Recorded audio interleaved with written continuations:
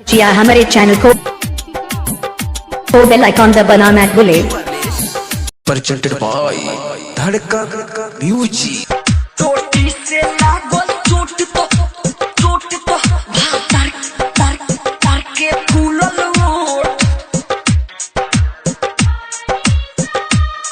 चोटी से लागल चोट तो भातर के चोटी से लागल चोट तो भातर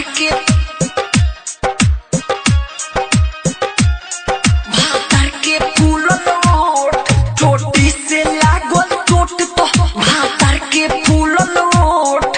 चोटी से लागल चोट तो भातर के फूलल ओठ। छूट गइली हो चुमा हो दुनु फूल के भइल तुमा हो। छूट गइली हो चुमा हो दुनु फूल के भइल तुमा हो।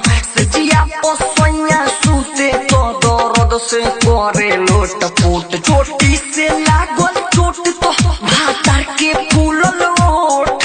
चोटी से लागल चोट तो भातर के फूलल ओठ। छूट गइली हो चुमा हो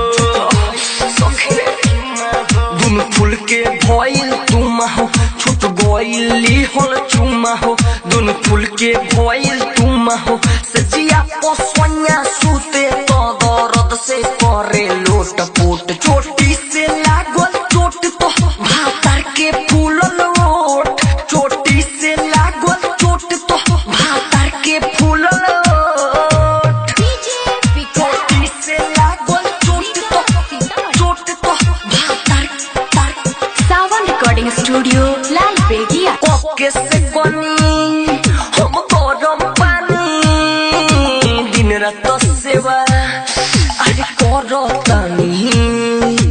ओके से कोनी हम गरम पानी दिन रात सेवा अरे करो तानी। दावा बीरो करनी हो हरदी चूना चढ़नी हो। दादा बीरो करनी हो हरदी चूना चढ़नी हो। पैसा लेके हम दोसरा से लगनी केतना नोट। चोटी से लागल चोट तो भातर के फूलल ओठ। चोटी से लागल चोट तो भातर के फूलल ओठ।